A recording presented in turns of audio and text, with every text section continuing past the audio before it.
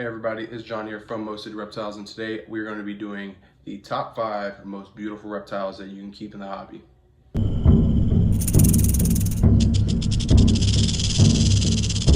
So before we start this video, it's been quite some time since I've made a video, so sorry about that. I've moved, so all this stuff is, kind of getting organized, and we're getting everything situated. We've had a couple expos, so we're selling some projects, getting some projects. I just got these guys who are in quarantine currently. It's a pair of standing day geckos that you'll see maybe in this video. But we'll get off to number 1, which is going to be the electric blue day gecko. One of the species that we keep and we breed. As males, they are bright blue, which I think in nature that's the rarest color of reptile you can find. And the babies usually come out as like a greenish, maybe a teal color, and the females are usually around teal green. You can get some that are a little more blue, but these guys are amazing, very beautiful. They're not real handleable, but over time, with feedings and interactions, they can pretty much be okay with you putting your hand in their enclosure and they won't freak out all the time. They stay relatively small, so it's good if you have just a small tank and you're looking to put something in with a nice bioactive enclosure. These guys will do amazing for you, and their diet's pretty simple. Have Pangea, Rapace, some crested gecko diet, and then of course supplement them with calcium for their bugs, such as like fruit flies, pinhead crickets, things of that sort. So pretty simple creature, and I think they would make an amazing, or as you can see, we love them, so they do make an amazing attraction animal to a good terrarium. Number 2, I'm going to put dart frogs.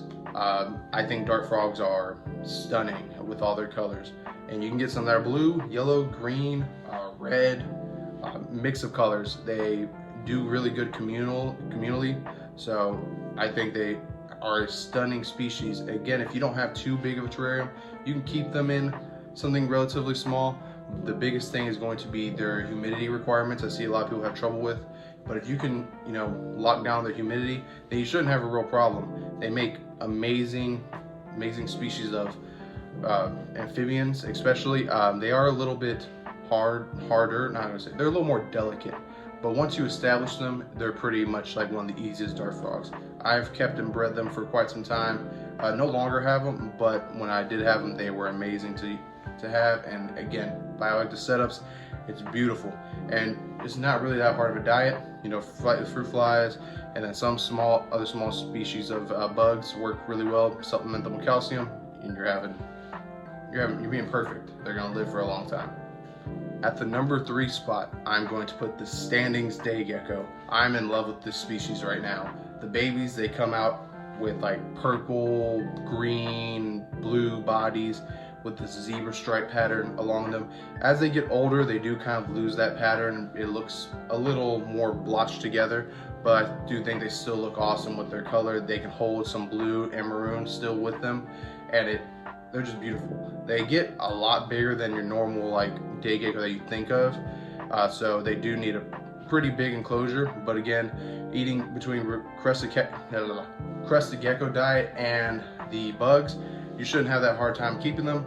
They do need a little bit warmer. We provide basking spots for them, being around like 85 to maybe low 90s at times. But besides that, they're pretty simple. They're not the most handleable. Again, day geckos usually just aren't, but I think they are an amazing species and can do really well if you have a bigger terrarium and just looking for something to fill it up. Next, I'm going to include a snake into this, so I'm going to throw sunbeam snake. Sunbeam snakes are one of my favorite snakes. They're absolutely beautiful. The iridescence on them is phenomenal. The big problem with them is you're going to be basically keeping them in a box of dirt. They don't come out relatively at all. You'd never see them. Most people who have them, it's literally just a container full of dirt, and they are mainly a fossorial species, so most of their time is spent underground, and you need to have a relatively high of a humidity. Now, if you want something a little more active, maybe a little bit bigger as well, my second guess is going to be either a boa. Boas have a nice iridescence, or if you want something a little bit more, then going with a golden child morph reticulated python. Those are absolutely beautiful. You can find some golden childs that are basically like all black with a huge iridescence. I've worked with a couple before, I just can't think of the name of the morph. But the boas and golden childs for Reptiles pythons have amazing iridescence. They are beautiful. They do get relatively bigger, so a lot bigger than a sunbeam snake would, but they're usually more relatively available, and they are captive bred. I don't know if anybody's actually bred sunbeam snakes. Maybe they have, I'm not too sure. But sunbeam snakes, if you can, if you want to just have a box of dirt that looks beautiful sometimes, or golden child reticulated pythons, or golden child reticulated pythons and boas, if you want something a little bit bigger that you're going to see more often. And at the number 5 spot, I'm going to put something that I haven't owned. I haven't seen it in person as an adult, but I've seen babies. But I've seen them online as adults, and I think they're probably one of the most beautiful reptiles I can think of and I've ever seen. And that's going to be the green forest dragon. These guys are phenomenal. When they're babies, they have this kind of a forest green color to them, but when they age, the males especially, I've heard, get the bright orange heads. It kind of reminds me more of I don't even know how to say it, but it kind of reminds me of another type of caiman lizard with the green bodies and the orange heads. These guys are amazing looking, and it does require a little bit more to care for them, as their enclosures need to be a little bit, or quite a bit bigger than some of the species, minus the reticulated python, of course. But they can be very rewarding to keep. Again, another beautiful species of reptile. Now, if you want something different besides them, I've already said it, but my go-to would be a caiman lizard. Caiman lizards are a semi-aquatic species of reptile. They're a little more complicated between their diets and how their enclosure needs to be set up, but they don't get too big. I think they get around between 3-4 feet.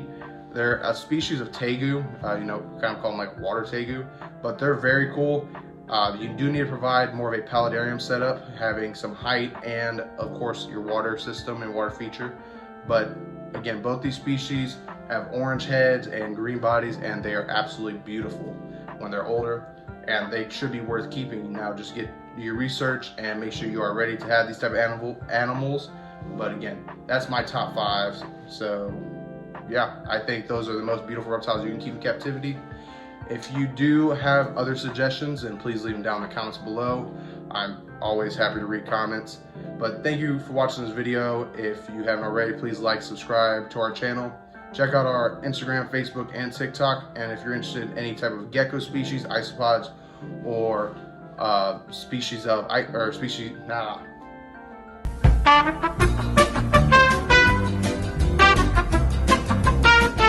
if you're interested in any geckos, isopods, or any of your bioactive needs, definitely message us on Morph Market or our social medias. We are always happy to help. And thank you all again for watching. We'll catch you next time.